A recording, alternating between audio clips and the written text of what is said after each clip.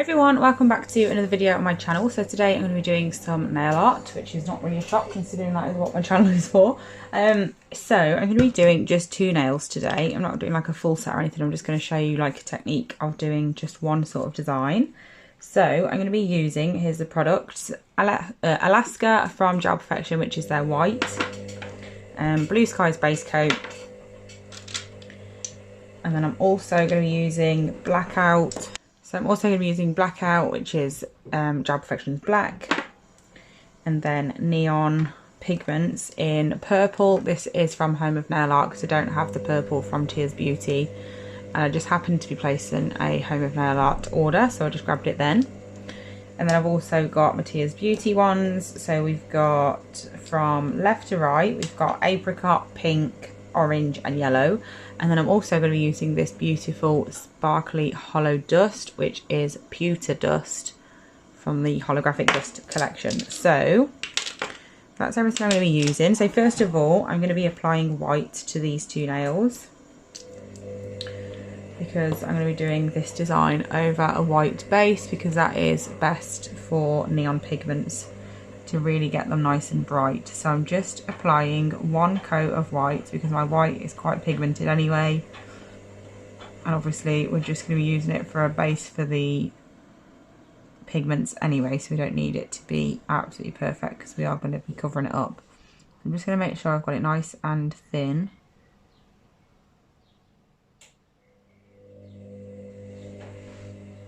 So it cures properly, but I am only going to be half curing it before I apply the pigments because Gel Perfection doesn't have much of a tacky layer, and obviously I need that tacky layer for my pigments to stick to. So to enable me to do that, I am just going to half cure just for 30 seconds because usually you'd have to cure for 60.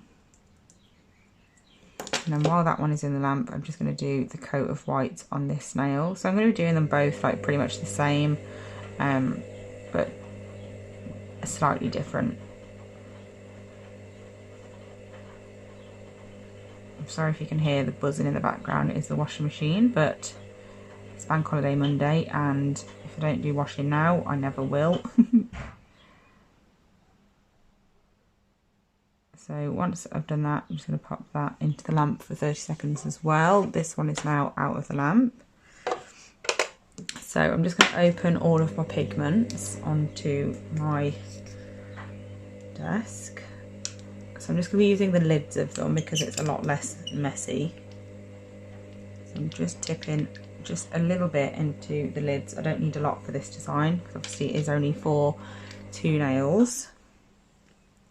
Pigments are the messiest thing ever, but I always find I get a lot of questions, like when I ask on Instagram what everyone wants to see, pigments are always mentioned. So I think they're just one of those things that are just at the bottom of everyone's drawers and you never really know what to do with them. So I'm trying to incorporate them into a couple of videos so you've got some ideas.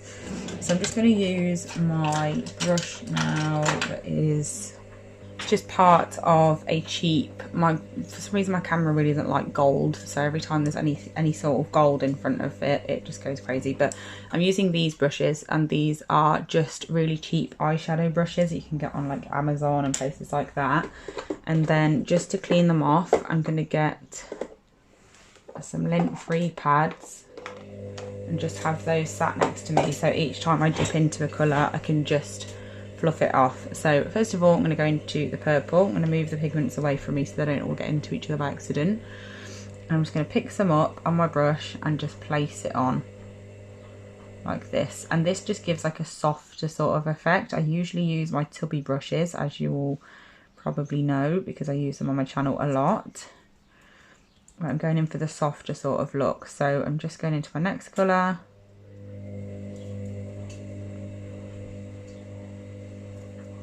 And each time I use a colour, I'm just dusting off as much of the excess as I can onto a lint-free pad.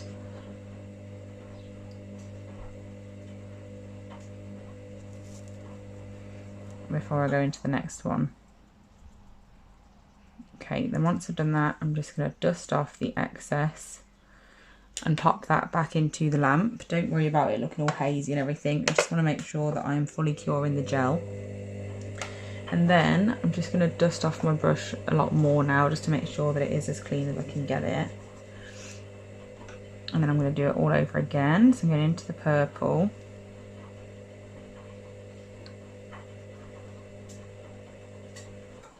Dusting off into my pink. Into my orange. No, this is apricot, I think, actually. Orange is a little bit darker than the apricot. And then apricot. And then lastly, yellow, just to fill that gap there.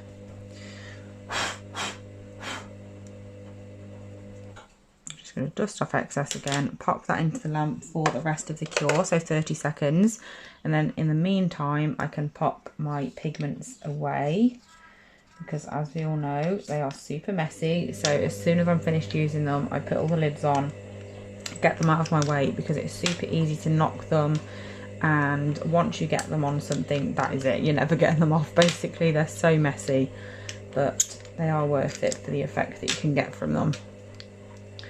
And as you can see, like, I've used these pots from Tia's Beauty so many times, but they last such a long time because they're absolutely massive. So definitely worth the money.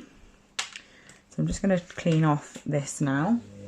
Well, first of all, I'm just going to clean my brush. So I just literally get a cotton pad or something similar and just swirl around it. And that gets the majority off. And I'm just going to pop that into the bin. So once they are both fully cured, I'm just going to bring them back out, and I'm just going to dust off even more now to get rid of the majority of the as much of the excess as I can.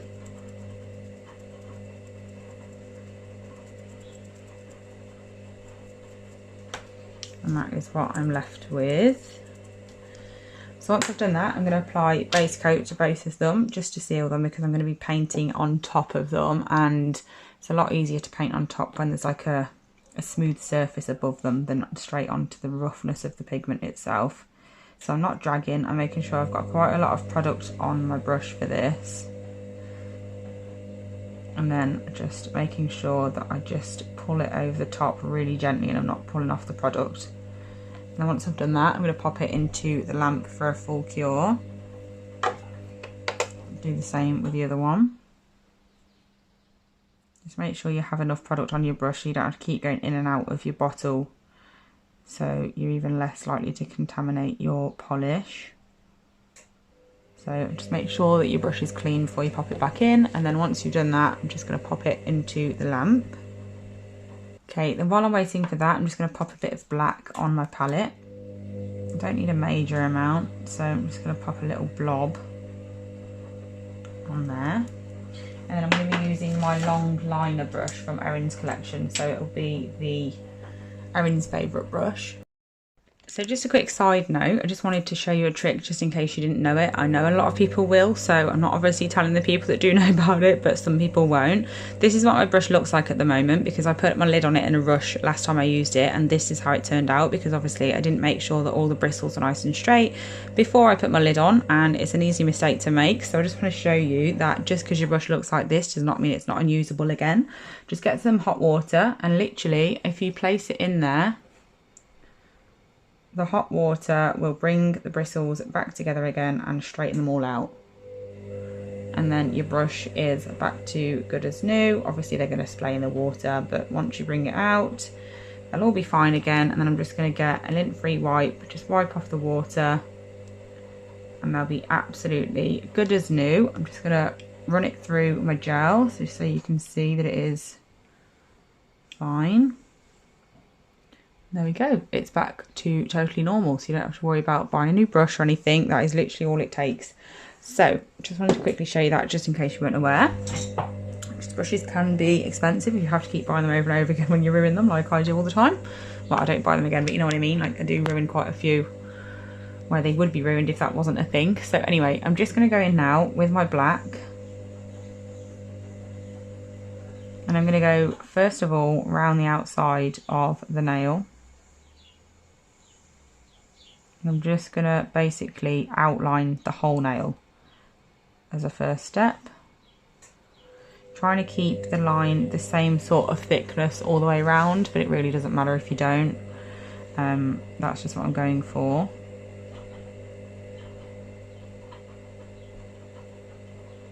I want it quite thick because I want you to be able to see the outline.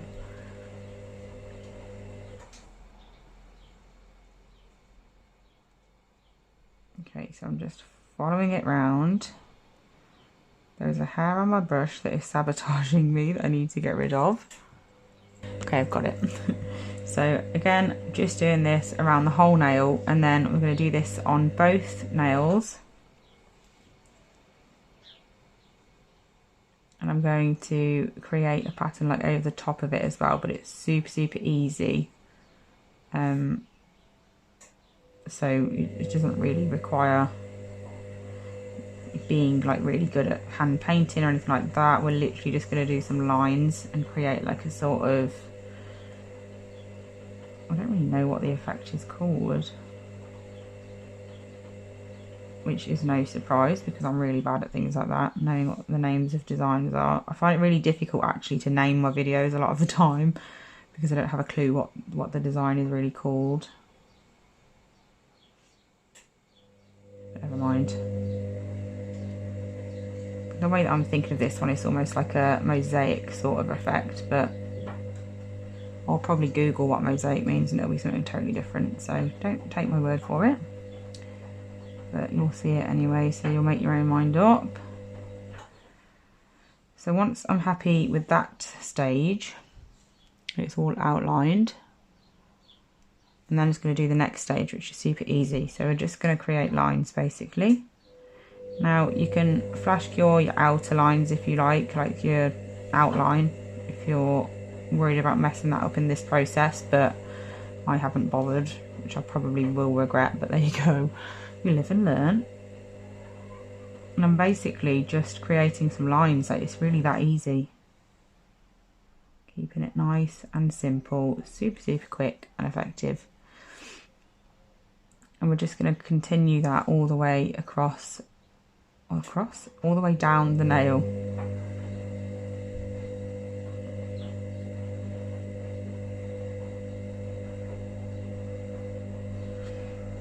Like so.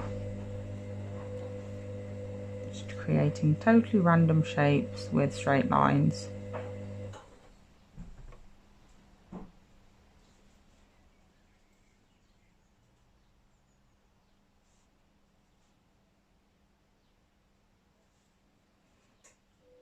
I really love designs like this because, like I said, they are super quick and easy. Obviously messy because of the pigment side of it, but you don't have to use pigments. You could have used gel for the design underneath. But like I said, I was just trying to think of ways to use pigments because I do get a lot of questions about pigment use.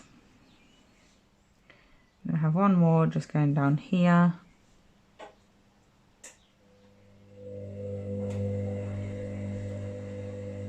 And then one more across here.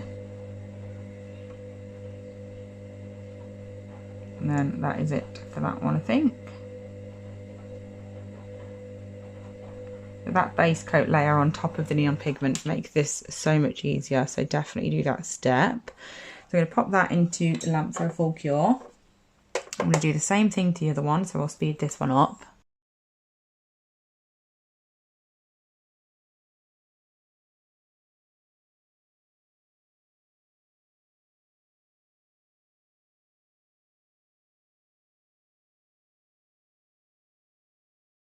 So for the next step, we're going to need the glitter this time. So I'm going to get my Blue Sky base coat just because it's a nice thin product. You can do it with any though, or any clear gel of any sort. So I'm just going to mix this with my dust. And I'm going to mix it together because we're going to use this to go over the top of the black lines that I've just created to make those nice and sparkly. And then if I was doing this as a full set, I'd probably have the other 3 nails of this set. Like, I'd either do this one and this one full glitter, like this pigment, dust, or I'd do this one and this one, or those two, you know, I just split it up like that. So I'd have 3 full glitter, or maybe 2 full glitter, 1 plain black, and then 2 like that, or 2 plain black and 1 glitter and 2 like that, like, you know, or all of them like that. Completely up to you, but that's what I do. So I've just put the other one that I've just done into the lamp, but this is what it looks like at the moment. Very, very pretty. I love how they've turned out. So I'm just going to pop that back in because it needs a bit longer. So I've just mixed this hollow dust with my base coat, as you can see. Now, before I'm going to know whether that's enough dust in the base coat, I need to apply some to this nail and see how it comes out like. See if my ratio is okay. So I'm just going to get some on my brush and just apply it and see what it looks like. Yeah, so that's perfect. We've got just enough glitter on there. So I don't want it to be too crazy, but we want to be able to see it. So I'm just going to apply that over the top of everywhere that I've basically put the black. But I'm not bothered about completely covering the black, so it's like totally full coverage glitter. I just want to have glitter on there, on each line somewhere, just to make it a little bit more exciting, basically. Add a bit of something extra to it. You'll know whether your ratio of base coat to glitter is okay, because if it's got too much glitter in it, it'll be really clumpy and it'll be really difficult to paint with.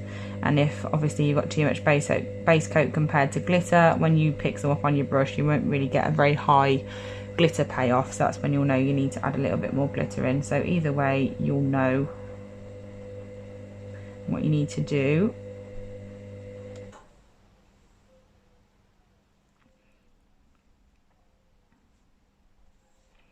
Having the base coat layer on top of the neon pigment as well also helps in terms of if you do anything wrong with your painting at this stage or the stage before with the black, it doesn't matter because you can actually clean up without removing the pigment from underneath.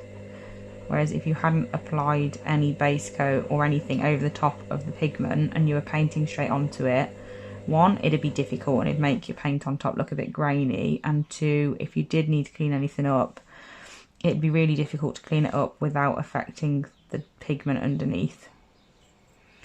So I am just going to have a little tiny clean up because I've got a tiny bit here that's overlapping. So I'm just going to remove that. And once I'm done, if it would focus, there you go, that's what it looks like. Oh, I've got a bit here as well. Oh, I've just used it without cleaning it after using it the first time, so I'm just going to tidy that up a bit. Okay, so I'm going to pop this into the lamp and do the other one.